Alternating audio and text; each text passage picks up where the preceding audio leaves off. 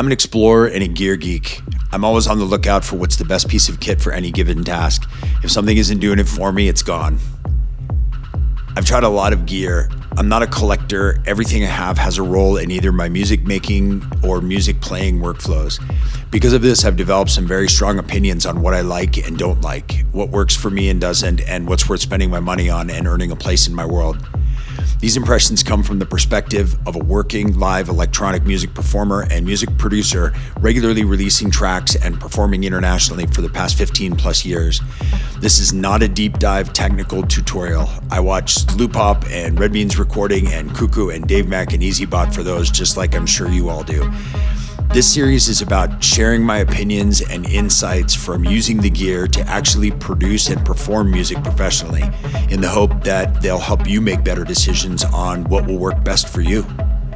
These are my thoughts on the OP-1 field. There has been a lot of controversy since the release of the OP-1 field. The vast majority of it seems to be relative hostility towards the makers of the OP-1 field, Teenage Engineering. And almost as quickly as that hostility began, the dedicated fans of the OP-1 began aggressively defending their favorite company and their favorite machine. These tribal and reactionary responses were similar to, although seemingly a bit more visceral, than the responses to the recent release of the Electron Syntact and the Roland IRA compact machines.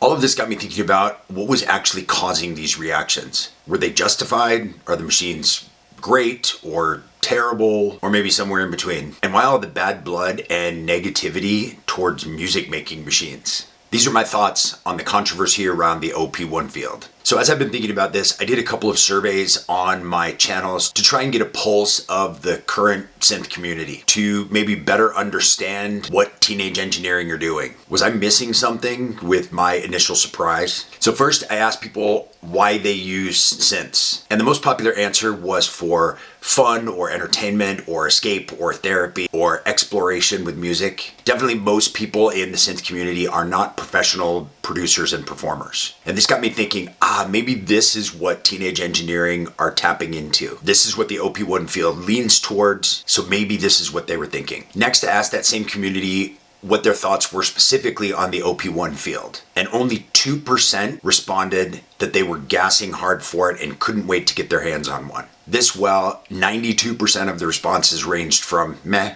in the middle to the overwhelmingly most popular response, 72% of those who responded chose they want $19.99 for that. Are they joking? So what are the main complaints? Are they just inspiring limitations? Are they justified and it's just entitled consumers whining about not getting something they wanted? The biggest ones being commented on seem to be the seemingly minor upgrades after almost 10 years to redesign. A lot of unaddressed issues with the original OP-1, like the inflexible workflow, the lack of connectivity for MIDI audio, the lack of being able to multi-track audio, the lack of a sequencer for the synths, lack of multi-timbrality, lack of velocity sensitivity in the keyboard, the small internal memory, actually 1/4 of 1 gig of unexpandable internal memory, when machines like the M8 and the Deluge have virtually unlimited storage by virtue of external SD cards. The MPC machines have the ability to add in extremely large internal SSD drives. A lot of these things have become standard in this segment over the last 10 years since the original OP-1 came out. Another complaint or source of ridicule on this release has been Teenage Engineering overstating the new features. Their marketing says it's 100 times better and then lists 100 features. So that would imply that there was actually only 1 feature to begin with and now there are 100. And even that list has been the source of a lot of ridicule. I mean, is Velcro really an upgrade? Another complaint is that trying to fit the OP-1 into a music production or performance setup can feel like trying to put a square peg into a round hole. There are some simple and inexpensive features that could have easily made this a great sketch pad for production, which were omitted on purpose. And obviously the biggest complaint out there is the price. At $1,999, it is the most expensive groove box on the market, despite it lacking many of the features found in machines at a fraction of the price. There are, of course, many other machines that don't have these features, but they're not priced at the top of the market. By charging a premium for this, Teenage Engineering have raised their own bar on the OP-1 field. One of the biggest debates out there about the OP-1 field and the original OP-1 is the question, is it a toy? And in a word, yes. But let me explain. It's not a toy like a Fisher-Price children's toy.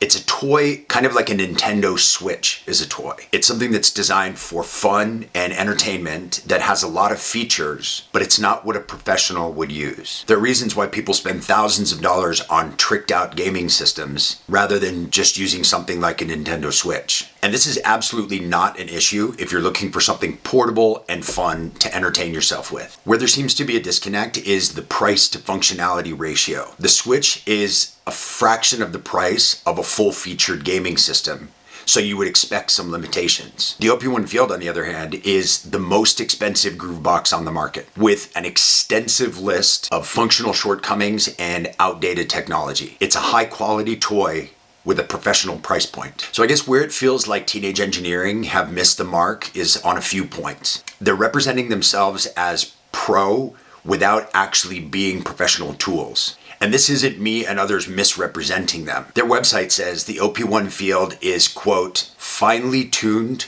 with professional musicians, recording artists, and sound designers in mind. And their website also calls their new T6 mixer a, quote, ultra portable pro mixer, unquote. The OP-1 Field did upgrade to pro quality in some areas that don't really matter to people that are looking for fun and entertainment. Things like 32-bit audio. But then they kneecap this improvement by limiting connectivity and storage. They allow for playing much bigger and higher quality 32-bit stereo samples, but didn't increase the storage to allow for all of these heavier samples, or even allow for expandable storage through an SD card. They went from being an entertaining device at a premium price to being a pseudo pro quality device at the highest price point in the segment. They also lost a lot of goodwill when they went directly against their own marketing from a few years ago, which said no one should pay this price for an OP-1. Interestingly enough, Teenage Engineering and a lot of the people defending them are blaming chip prices and development for the high prices of the OP-1 Field and the TX6 mixer. While companies like Dirty Wave, Synthstrom, Electron, and Akai continue to put out more developed machines at a faster pace and at a fraction of the price using the same chips. If you shop around, you can get an MPC-1, a Digitact, and an M8 for the price of the OP-1 Field. And for a performance mixer, you could add in an Electron Octatrack for only slightly more than the TX6. So is this a mistake, as some have said? And again, in a word, no. Teenage Engineering did not mistakenly increase the price of an already expensive piece of gear, just like they didn't mistakenly put their name on a $500 white t-shirt recently. They have intentionally begun to reposition themselves as a luxury-priced gadget company, producing status toys for those who are willing to pay. This is a very real market, and they have chosen to shift to it. So here's some final thoughts. First of all, no matter what this may sound like, I am not salty about Teenage Engineering doing this. I was neither a fan nor a hater before this, and I'm not either one of those now. It's also important for everyone to realize Teenage Engineering don't owe anyone anything. They're free to set their price and equip their gear any way they want. And we, as consumers, are also free to buy or not buy what they're selling. We get to make our own decisions about where we find value for the way we use musical instruments. I do feel that there is a bit of unclear representation of their instruments as professional tools rather than being upfront about what they actually are. Well-made luxury gadgets for playing with music for fun. And there's absolutely nothing wrong with that if that's what you're looking for. Personally, the OP-1 Field is not a fit for my use case as a producer and a performer, in exactly the same way the original OP-1 wasn't. And the $2,000 price tag just made it that much easier for me to order a Dirty Wave mate and a flight to use it on. Thanks for choosing to spend a little time with me here today, and I hope to see you in the next video. In the meantime, take care of each other.